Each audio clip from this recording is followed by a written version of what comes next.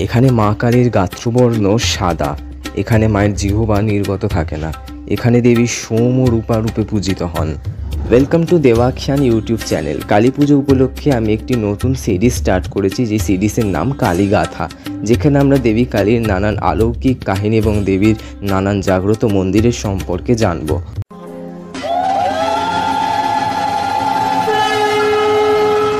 হুগলি জেলার রাজবল্লভ হাটে রয়েছে রাজবল্লভী শ্বেতকালী মন্দির। এই দেবী রাজবল্লভীর নামেই জায়গাটির নাম হয়েছে রাজবলহাট।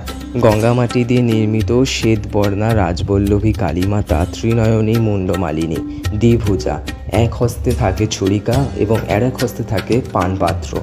দেবীর ডান পদ থাকে মহাদেবের বক্ষে এবং বাম পদ থাকে বিরূপাক্ষের মস্তকে। বিগ্রহের উচ্চতা 6 ফুট। ১৬শ শতকে ভুরসুটের রাজা রুদ্রনারায়ণ রায় এই মন্দির স্থাপন করেছিলেন। এই বিগ্রহটি শ্বেতকালী নামেও বিখ্যাত।